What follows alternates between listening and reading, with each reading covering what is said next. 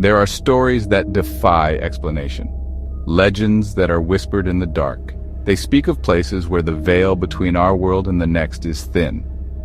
The Bell Witch haunting is one of those stories. It's not just a ghost story. It's a documented case of a family terrorized by an unseen force, an entity that had a name, a voice, and a malevolent purpose. We travel to the darkest corners of the world to find answers. We look for proof of the paranormal. But what happened in Adams, Tennessee over 200 years ago is something else entirely. It's a case file that remains open, a mystery that has never been solved. We are talking about pure, raw energy, an intelligent entity that interacted with the living. It wasn't just bumps in the night or cold spots. This was a force that slapped, pinched, and pulled hair. It spoke in clear, audible voices. It cursed. It sang hymns. It predicted the future. For years, the Bell family lived in a state of constant fear. They were prisoners in their own home, held captive by a spirit that seemed to feed on their terror. This is more than just folklore. It is a cornerstone of American paranormal history, a chilling account that has been passed down through generations. The entity became known as Kate, after it claimed to be the witch of Kate Batts. But this was no ordinary spirit. Its power grew. Its influence spread beyond the walls of the Bell farmhouse. It drew crowds, it drew investigators, it even drew the attention of a future president. The story of the Bell Witch is a complex tapestry of historical accounts, witness testimonies, and local lore. It forces us to ask fundamental questions. What was this entity? Was it a demon, a poltergeist, the vengeful spirit of a woman wronged, or something far, far older and darker? As investigators, we deal with evidence. We look for EVPs, for EMF fluctuations, for visual anomalies. The evidence in the Bell Witch case is different. It's historical. It's written in diaries and letters. It's told in the sworn statements of witnesses who had nothing to gain from lying. This isn't a story to be taken lightly. It's a warning, a testament to the fact that there are forces in this world that we do not understand, forces that can reach out from the shadows and touch us. And sometimes they do more than just touch. They torment, they haunt, they destroy. To understand this haunting, you have to go back in time. You have to picture the place where it all began. We're talking about the early 1800s, the Tennessee frontier. This was a land of dense forests and rolling hills, a place of isolation. The Bell family, led by John Bell Sr., had settled on a large farm along the Red River. It was a sprawling property, over 300 acres of land. They were a respected family, hardworking, God-fearing. They built a life for themselves from the ground up. Their home was a large 2-story log cabin. It was a symbol of their success, but it would soon become their prison. Imagine the nights on that farm. There was no electricity, no city lights to push back the darkness. When the sun went down, the world was plunged into an inky blackness. The only light came from flickering candles and the warm glow of the fireplace. Shadows would dance and stretch along the rough-hewn wooden walls. Every creak of the floorboards, every rustle of leaves outside would be magnified in the oppressive silence. This was the environment where the terror took root, a place where the mind could easily play tricks on you. But what the Bell family experienced was no trick of the mind. It was real. The farmhouse itself was the focal point. It was here that the family sought refuge, but there was no refuge to be found. The entity claimed the house as its own. It moved through the rooms as if it owned them. It was in the attic, in the bedrooms, in the main living area where the family gathered. The very air inside the home became heavy, charged with a negative energy that you could feel on your skin. People who visited the farm reported feeling an overwhelming sense of dread the moment they stepped onto the property. It was a clear sign that something was deeply wrong. A territorial spirit was marking its ground. This isolation is a key factor. When you're seeking evidence of the paranormal, you often find that activity is heightened in places cut off from the outside world. The Bell farm was miles from the nearest town, There was no one to call for help, no easy escape. The family was trapped with the entity, night after night.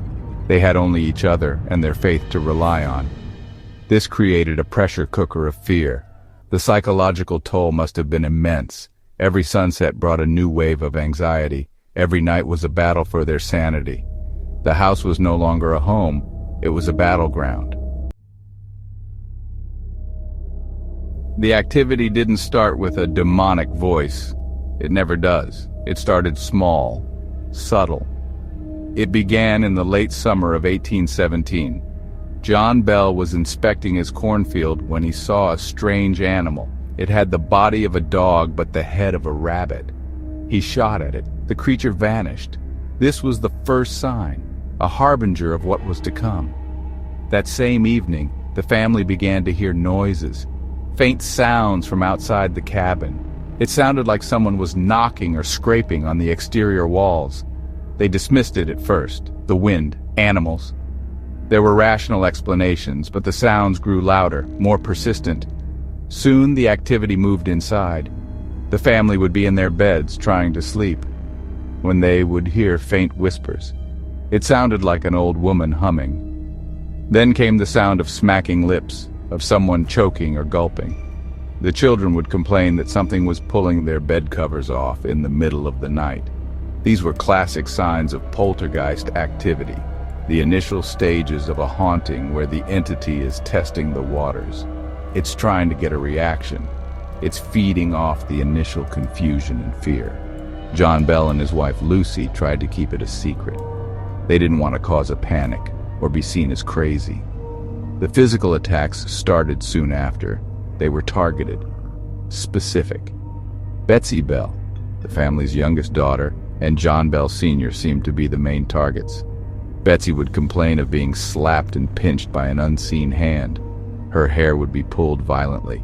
Welts and handprints would appear on her skin out of nowhere. John Bell began to experience a strange affliction in his mouth.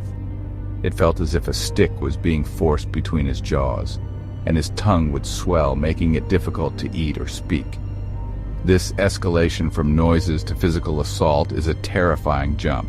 It shows an entity that is growing in power and confidence.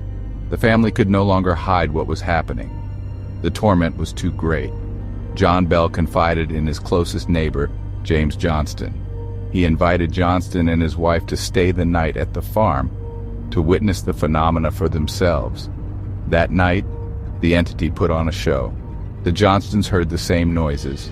They witnessed the bed covers being thrown to the floor. They were terrified, but they were also convinced. This was not a hoax. The Bell family was telling the truth. From that point on, the secret was out. The story of the haunting began to spread, and the legend of the Bell Witch was born. In many hauntings, we find that the energy focuses on one person, an epicenter. For the Bell family, that person was undoubtedly Betsy Bell. She was a young, vibrant girl, but she bore the brunt of the entity's physical and psychological attacks. When the activity began, she was just a teenager. The spirit seemed to have a cruel obsession with her. It would pinch her, slap her, and stick her with pins. She would fall into strange fainting spells and seizures, often at the same time every day. Witnesses reported seeing her being thrown from her bed by an invisible force. The entity seemed to take a sadistic pleasure in her suffering. The torment wasn't just physical, it was psychological warfare. The entity, which now called itself Kate, seemed intent on ruining Betsy's life. At the time, Betsy was engaged to a local man named Joshua Gardner. She was in love, she was happy. Kate hated this. The spirit would constantly mock the young couple. It would follow them when they were together, whispering insults and threats. The entity made its mission clear. It would not allow Betsy to marry Joshua. It tormented her relentlessly, promising that it would never give her a moment's peace if she went through with the wedding. The pressure became unbearable. Imagine being a young girl, in love, but being haunted by a voice that only you can sometimes hear, a force that physically attacks you and threatens your future. Betsy's health began to decline. The constant stress, the lack of sleep, the public scrutiny. It was all too much. She was living in a nightmare from which she could not wake. The entire community watched as this bright young woman was tormented day and night. The psychological impact is something we can't even measure. It's a level of emotional and spiritual abuse that is hard to comprehend. Ultimately, the entity won. In 1821, Betsy Bell broke off her engagement to Joshua Gardner. She couldn't take the torment any longer. She gave up the man she loved to appease the spirit that was haunting her. It's a tragic part of the story, a young life altered forever by a paranormal force. Shortly after the engagement was broken, the entity's attacks on Betsy began to lessen in intensity. It was as if it had achieved its goal. This specific, targeted campaign against her happiness is one of the most disturbing aspects of the entire case. It shows an intelligence that was not just mischievous, but deeply cruel and manipulative. One of the most incredible parts of this case is, honestly, the voice. The entity wasn't just making noises, it was speaking clearly. At first it was weak whispers, but over time its voice grew strong and loud. It could be heard by everyone in the room. Witnesses described it as coming from nowhere and everywhere at once. The voice, which identified itself as Kate, was a master of manipulation. It could be charming one moment and vicious the next. It would engage in full conversations with the family and their visitors. It quoted scripture word for word from two different sermons being preached miles apart at the same time. This is documented. The entity seemed to be omniscient.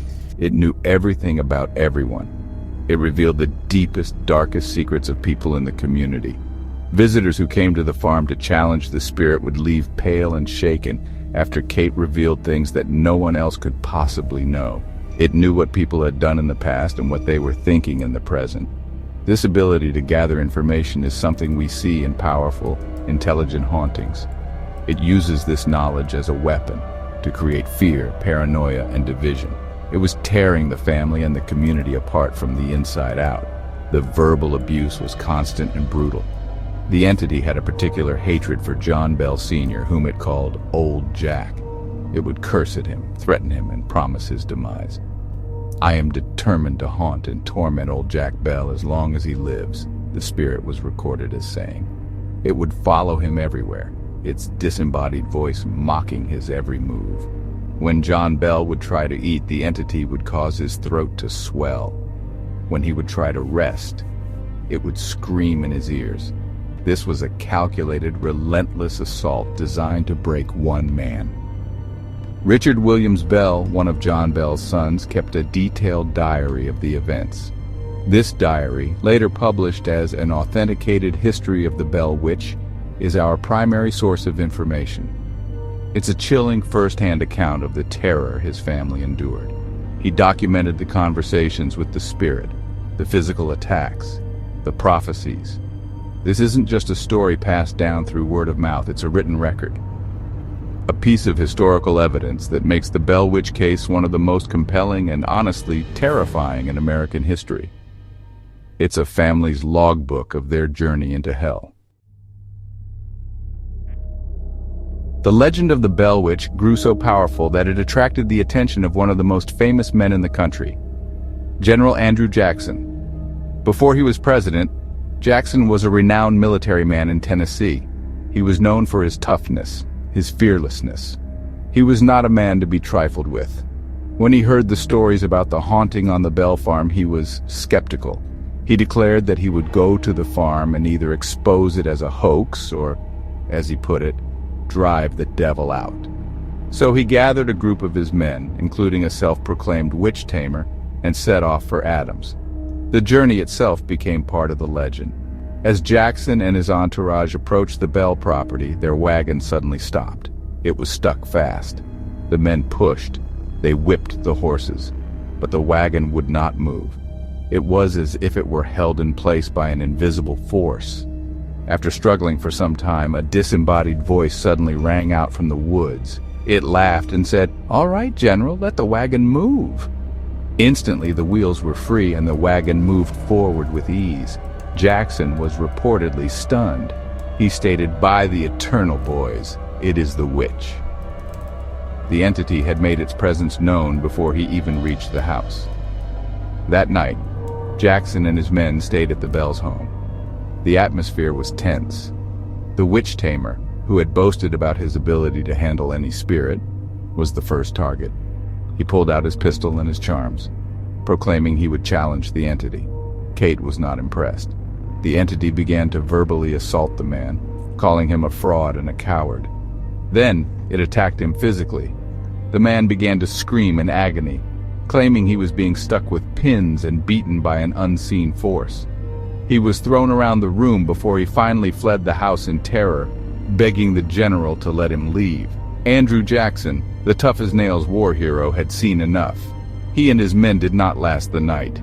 They packed up their belongings and left the farm the very next morning.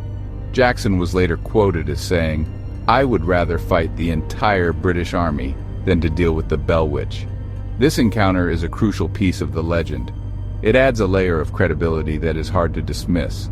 If a man like Andrew Jackson was convinced, and so terrified that he fled, it suggests that what was happening on that farm was real, it was powerful, and it was beyond anything they had ever experienced. The Bell Witch haunting was not a private family matter. It became a public spectacle. As word spread, people came from all over the region to witness the phenomena for themselves. The Bell's log cabin became an unlikely tourist attraction. On any given night, the house would be filled with neighbors and curious strangers, all hoping to hear the entity speak or see something supernatural. The family, desperate for help and validation, opened their doors to almost everyone. This turned their personal nightmare into a community event. They lost all privacy. Their suffering was put on display for all to see. The entity seemed to revel in the attention. Kate loved an audience. It would put on performances for the visitors. It would sing songs, tell jokes, and share local gossip. But it would also use the crowds to its advantage. It would single out individuals and expose their secrets, creating embarrassment and conflict within the tight-knit community. It played people against each other. The haunting was no longer contained within the walls of the home. It was leaking out, poisoning the relationships and trust of the entire area. The spirit was a master of psychological manipulation on a grand scale. Many tried to debunk the haunting. Committees were formed to investigate. They conducted tests, trying to find a rational explanation. They would hold Betsy down to see if she was throwing her own covers. They searched the house from top to bottom, looking for hidden accomplices or trick devices, but no one could ever find any proof of a hoax. The voice would speak even when Betsy's mouth was covered and filled with water. The phenomena would occur in rooms where no one from the family was present. Every attempt to expose the haunting as a fraud ended in failure, only adding to the legend's credibility. This public aspect of the haunting is unique. Usually, a family suffering from such an intense haunting would isolate themselves, but the Bells did the opposite. Perhaps they thought there was safety in numbers, or perhaps they simply could not bear the terror alone. The result was that an entire community became witnesses to the events. The story wasn't just the Bell family's story anymore. It belonged to everyone who had ever stepped foot in that house and heard the disembodied voice of Kate. It became woven into the very fabric of the local history, an undeniable part of their collective memory. The entity's hatred for John Bell Sr. was the dark heart of the haunting. From the beginning, Kate had tormented him relentlessly. As the years went on, John's health deteriorated rapidly. He suffered from seizures, muscle spasms, and the constant feeling of being choked or struck by an unseen force. The spirit's threats against his life became more frequent and more specific. It openly declared that it was the cause of his suffering and that it would eventually kill him. The family could only watch in horror as the patriarch was slowly broken down, both physically and mentally, by the invisible tormentor. In October of 1820, John Bell's condition worsened. He was mostly confined to his bed. On the morning of December 19th, He could not be roused from his sleep. The family found a strange small vial containing a dark liquid in the medicine cupboard. No one knew where it came from. The entity's voice then boomed through the house, proudly proclaiming, "I gave old Jack a big dose of that last night, and that will fix him." They brought the cat in and gave it a small amount of the liquid. The cat died almost instantly. The liquid was a powerful poison. John Bell Sr. died the next day on December 20th, 1820. His death is believed to be the only case in history where a human's death was attributed to a supernatural entity. The family was devastated, but the spirit was not finished. During the funeral, as the mourners grieved by the graveside, the entity began to sing. It sang loud, boisterous and celebratory drinking songs, laughing and mocking the family's sorrow. It was a final cruel act of desecration, a final victory dance on the grave of the man it had sworn to destroy. It was a terrifying display of its malevolent power. After John Bell's death, the entity's presence began to fade. Its mission seemed to be complete. It told the family that it would be leaving, but it promised to return in 7 years. And according to Richard Williams Bell's account, it did. In 1828, the spirit returned, visiting Lucy Bell and her sons, engaging in conversations much like before. Then it departed again, promising to return once more in 107 years, which would have been in 1935. Whether it ever made that final return is unknown. The main violent chapter of the haunting was over, but the story was far from finished. The story of the Bell Witch did not die with John Bell. It has survived for over 200 years. It has become one of the most famous and well-documented paranormal cases in American history. It's a story that has been told and retold in countless books, films, and documentaries. The land where the Bell Farm once stood in Adams, Tennessee, is still a place of pilgrimage for paranormal enthusiasts and investigators. A replica of the cabin has been built, and people still report strange experiences on the property. Cold spots, disembodied voices, and feelings of being watched are common. The energy of what happened there seems to have left a permanent scar on the location. What was the entity known as Kate? This is the question that still haunts us. Was it the vengeful spirit of Kate Batts, a neighbor whom John Bell had a minor business dispute with, as the entity itself sometimes claimed? Or was that just another one of its lies? Some theories suggest a poltergeist, a chaotic energy that centered around the adolescent Betsy Bell. Others point to something more demonic, an inhuman spirit that found a doorway into our world. Psychological explanations have also been proposed, suggesting it was a complex hoax orchestrated by someone in the family, perhaps Richard Williams Bell, who documented it all. But no theory has ever been able to fully explain all the documented events. The evidence is what makes this case so compelling. We have the detailed first-hand account from Richard Williams Bell's diary. We have the corroborating testimony from countless witnesses, including neighbors, visitors, and even a future U.S. president. These aren't just vague ghost stories. They are specific, documented claims of intelligent communication, physical interaction, and psychokinetic phenomena. The entity demonstrated abilities that defy rational explanation: omniscience, teleportation of objects, and physical manifestation of force. Trying to dismiss it all as a simple hoax becomes incredibly difficult when you look at the sheer volume of testimony.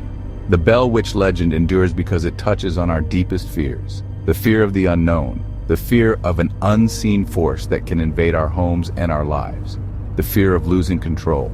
It serves as a chilling reminder that there may be more to this world than what we can see and measure.